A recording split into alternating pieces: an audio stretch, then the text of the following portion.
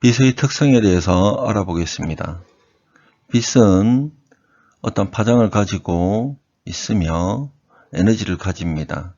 사람이 눈에 들어오는 어떤 특정한 파장을 우리는 사람이 받아들이게 되고 또 빛이 가지는 특성을 이용을 해서 여러 가지로 활용을 하게 됩니다.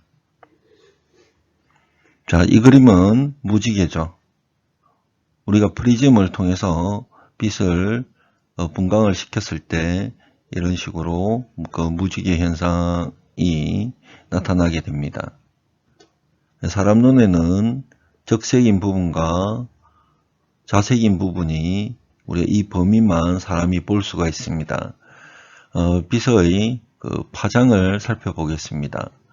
빛은 자색인 경우에 380 나노미터, 적색인 경우에 760 나노미터입니다.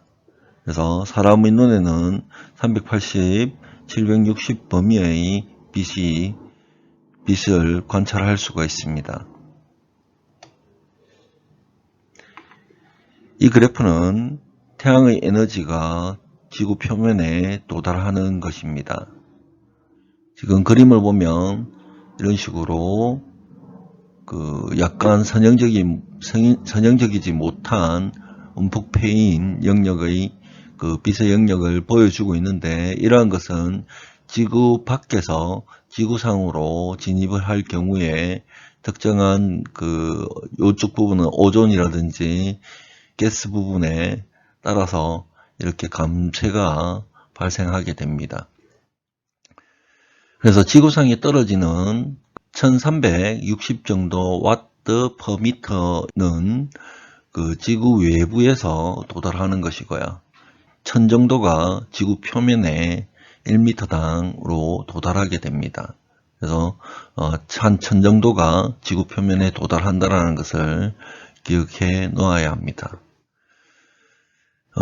여기서 무지개 형식으로 나타낸 것이 가시광 영역입니다. 그리고 적색 외곽 쪽을 우리가 적외선이라고 부릅니다. 그래서 영문으로는 IR이라고 부르죠. 그다음 자색 부분에서 왼쪽 부분으로 자외선이라고 부릅니다.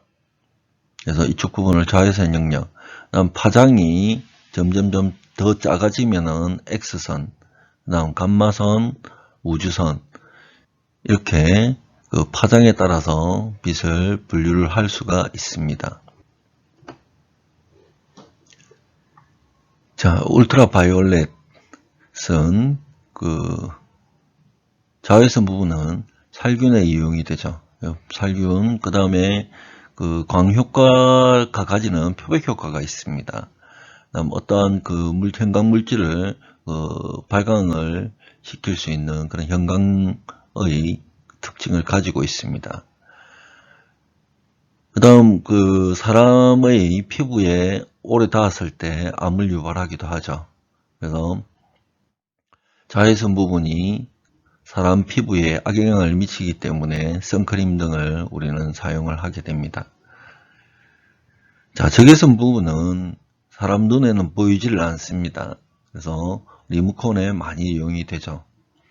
온열 기능을 가지고 있습니다. 그래서 사람이 따뜻함을 느낄 수 있는 그런 부분을 가지고 있죠. 빛이 산란이 좀 많이 일어납니다. 파장대가 크기 때문에 산란이 많이 일어나는데, 우리가 밤에 하늘을 보면은 밝은 하늘이 있는 경우가 있습니다. 그러한 경우에 지구 반대 표면에서 빛이 산란에 의해서 어두운 쪽, 그러니까 밤이 되었을 있는 쪽까지 이렇게 쭉 넘어오는 경우를 산란이라고 이야기를 합니다. 또 IR 부분이 사용되는 것은 나이트 비전 쪽, 적외선 카메라가 있죠.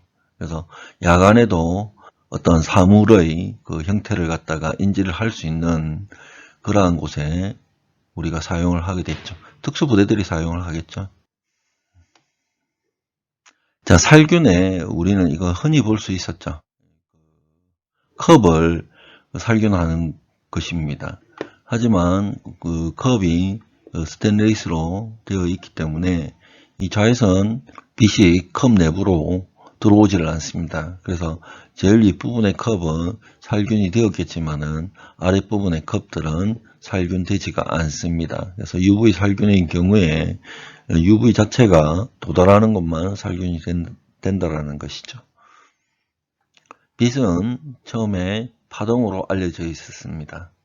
하지만 아인슈타인에 의해서 빛이 입자성을 가지고 있음을 우리는 알게 되었습니다. 그래서 현재 빛은 파동과 입자의 동시의 성질을 가지고 있는 것으로 현재까지는 알려져 있습니다.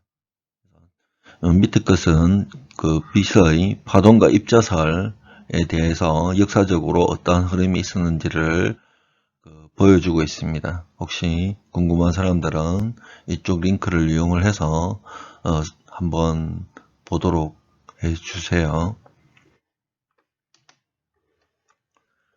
방사 에너지는 전자파가 운반하는 에너지입니다. 줄이라고 하는데 칼로리를 써놓은 것은 정확하게 같은 것은 아닙니다. 하지만 이제 칼로리라고 하는 것 줄을 설명하기 위해서 칼로리를 해놨고요. 칼로리는 음식물의 칼로리가 있죠. 그다음 우리가 운동을 하면 몇 칼로리가 소모되고 이렇게 있습니다. 근데 이러한 줄 에너지 단위는 시간의 개념이 없습니다. 내가 2시간을 운동을 해서 1000칼로리를 소모를 했다. 이런 식으로 에너지를 이야기를 할 수가 있습니다. 하지만 일을 나타낼 때는 우리가 좀 다르게 되죠. 자, 이러한 빛의 에너지가 단위 시간당 에너지로 나타냈다. 그러면 시간을 우리가 줄이라는 거 아까 시간의 개념이 없다라고 했는데 내가 2시간에 1000줄을 일을 했다. 그러면은 이 줄을 세크로 나눕니다. 그래서 이 줄 퍼 세크가 와트입니다. 그러면은 3600줄이면 1와트입니다. 그러면은 이걸 시간으로 다시 환산을 하면은 1와트 아워가 됩니다. 이런 식으로 우리는 전력을 계산을 하고 그다음 전력량으로 우리가 또 표기를 바꿀 수가 있는 거죠. 그래서 단위가 또 여기서도 중요하게 되고 주에 배우는 부분도 단위들이 매우 중요한 이러한 내용들의 의미를 함축을 하고 있다라고 생각을 하시면 됩니다. 그럼 이러한 빛이 사람 눈에만 보이는 영역이 380부터 680까지라고 했습니다. 사람의 눈에 명수능이라는 것과 암수능이라는 게 있는데 명수능은 밝은 곳에 있으면 사람이 조리개가 닫혀가지고 빛이 들어오는 양이 줄어들죠. 암수능 같은 경우에는 우리가 조리개가 열려서 어두운 곳에서도 많은 빛을 받아들이게 합니다. 그래서 사람의 눈은 명수능일 경우에 이러한 특성을 가지게 되며 암수능의 경우에 파장에 따라서 곡선이 조금 밑으로 떨어지게 되죠. 색깔이 자외선 쪽으로 좀 떨어지게 됩니다. 따라서 사람의 눈이 가지는 최대 시감도는 약 그린과 옐로우 사이에 있는 555 나노미터에서 가장 잘 사람이 느끼게 되고요. 그 다음에 어두울 때는 좀 이제 떨어지죠. 이런 식으로. 그래서 암수능과 명수능에 따라서 사람이 느끼는 시감도가 달라진다는 것입니다. 명수능에 555나노 영역을 기준을 1로 잡아서 우리가 나머지 구간들을 환산한 것이 비시감도입니다. 그래서 비율시감도로서 비시감도로 우리가 정의를 하게 됩니다. 380 더하기 760을 하면 1140이 되는데 이걸 나누기를 하면 대략 555가 됩니다. 이 380을 사용하지 않고 430 정도를 사용해서 우리가 계산을 하게 되면은 약 1100이 나오게 되고요. 그래서 55라고 우리가 기억을 해두면 됩니다.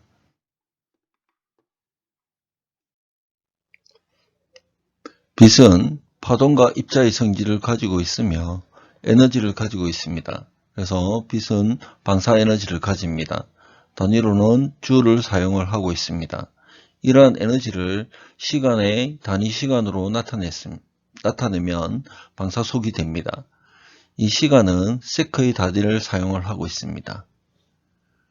광속은 사람의 눈에 들어오는 빛의 양을 고려를 해서 만든 양입니다. 그래서 방사속의 시감도를 고려한 것입니다. 따라서 루멘으로 나타냅니다. 이런 광속을 조도, 광도로 분류를 할 수가 있습니다. 조도는 광속을 단위 미터 등으로 환산한 것이고 광도는 각도로 환산한 것입니다. 다시 광도는 단위 미터당으로 다시 환산을 하여 휘도로 나타낼 수가 있습니다. 방사에너지는 시간의 개념을 도입을 해서 방사속으로 변화됩니다. 시감도를 고려를 하면 광속으로 나타납니다. 이를 단위 면적당 광속으로 나타내면 조도가 됩니다. 단위 입체각으로 나타내면 광도가 됩니다. 나타낸 강도를 다시 단위 면적으로 환산을 하면 희도가 됩니다. 반사, 투과, 흡수에 대해서 알아보겠습니다. 불투명한 유리가 있다라고 가정을 하겠습니다. 입사양은 반사가 됩니다. 또 어떤 물체에 흡수가 돼서 흡쇄가 되고 나머지는 투과하게 됩니다. 따라서 입사된 양은 반사, 흡수, 투과의 합이 됩니다. 따라서 입사가 100%면 반사 20%, 흡수 30%, 나머지 50%는 투과가 되게 됩니다. 전등에 글루브를 씌웠습니다. 그래서 투과율은 40%, 반사는 50%, 흡수가 10%입니다.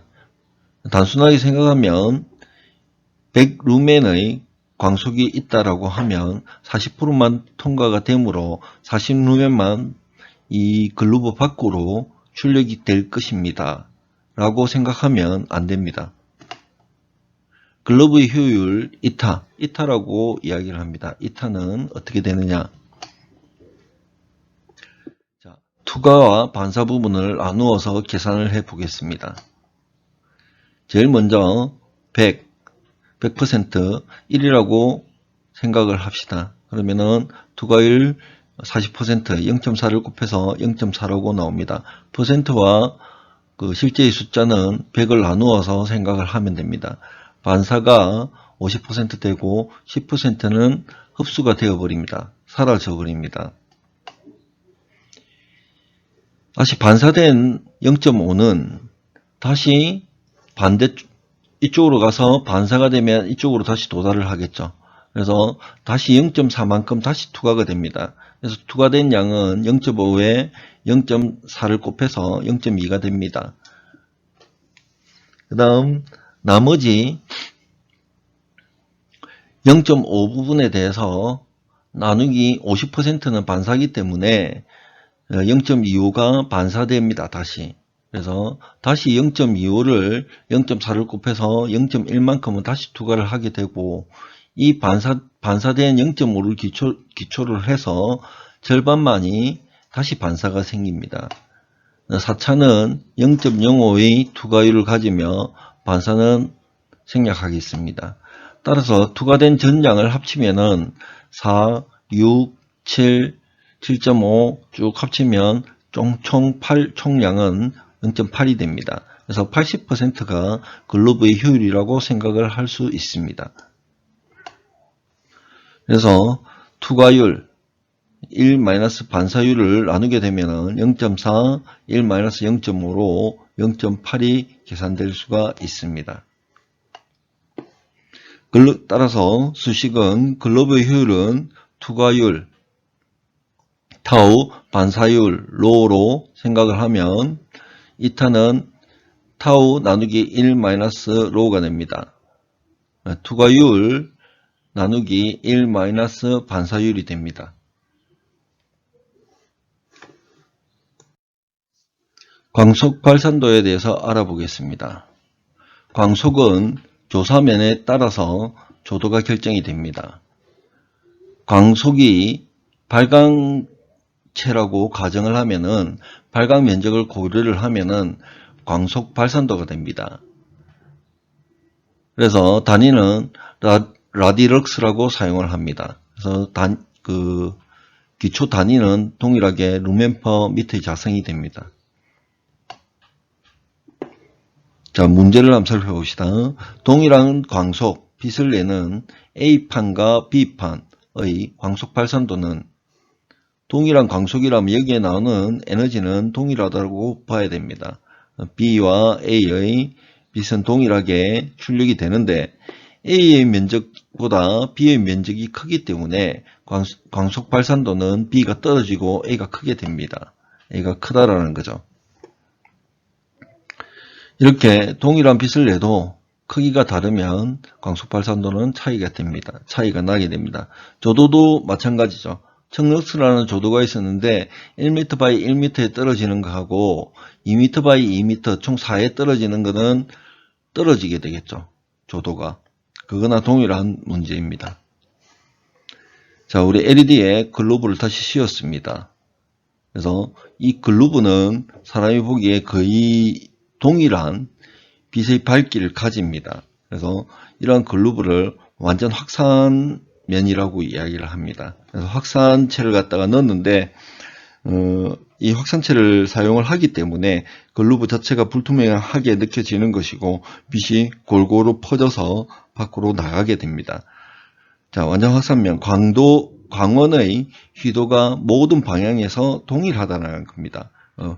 모든 각도에서 보는 모니터의 밝기는 같다. 정확하게 일치를 하지 않지만 요즘 나오는 모니터는 옆에서 보나 위에서 보나 아래에서 보나 다 대충 비슷비슷한 밝기를 가지고 있습니다. 그래서 이러한 곳에 사용하는 것을 확산판이라고 이야기를 합니다.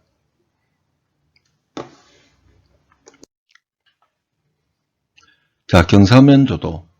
광도를 면적으로 나누면 조도가 됩니다.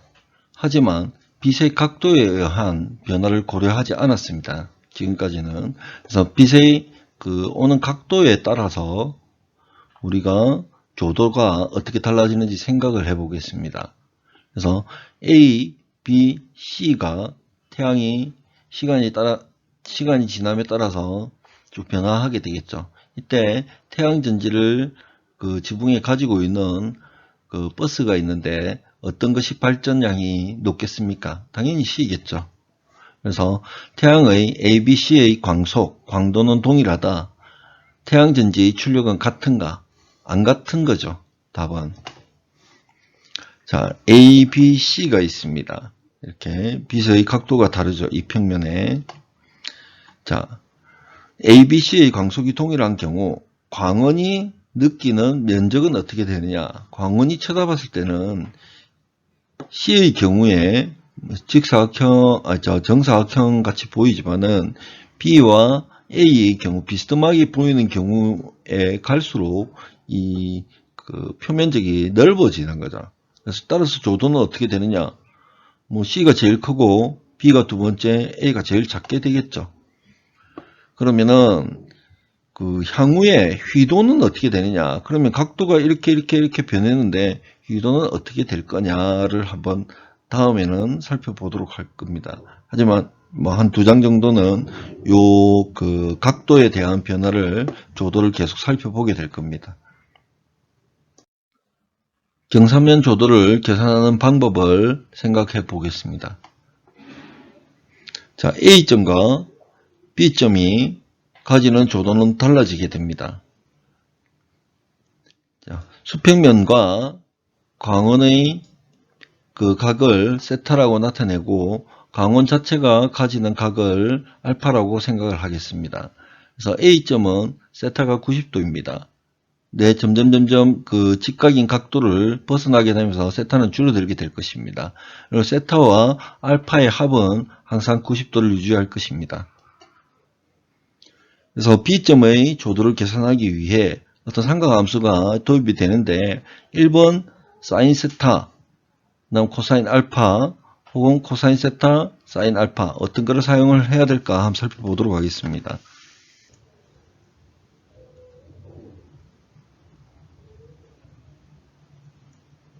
이게 사인이고 이게 코사인이 됩니다. 그래서 A점 같은 경우에는 90도죠. 그래서 광원 루멘을 메트로 바로 계산을 하면 될 겁니다. 여기에 곱하기 사인 세타를 해버리면은 사인 세타는 90도가 되죠. 그래서 루멘 퍼 미터의 자성 사인 세타가 맞게 됩니다. 이쪽에서는 사인 세타니까 사인 같으면은 세타가 이게 90에서 줄어들게 되겠죠. 그래서 점점 줄어들어서 루멘 퍼 미터의 자성 사인 세타가 될 겁니다. 그래서 각이 작아지면 점점 세타 값도 줄어들어서 이 자체의 조도 값이 떨어지게 되는 거죠.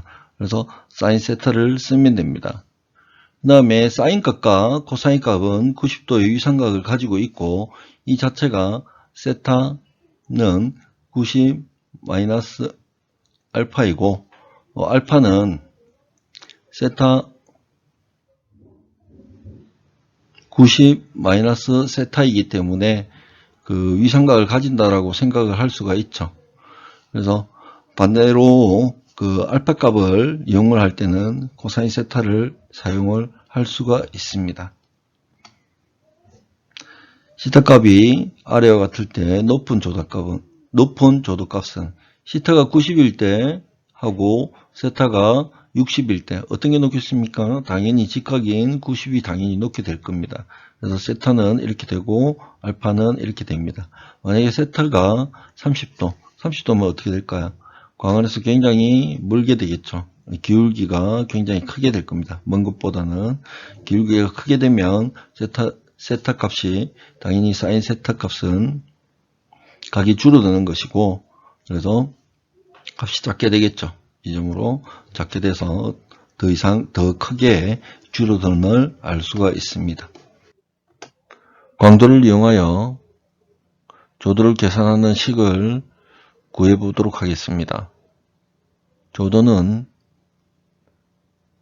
광도의 거리의 자성을 나누면 발생하게 됩니다. A점의 경우 세타가 90이며 사인 90도는 1이 되므로 동일한 수식이 됩니다.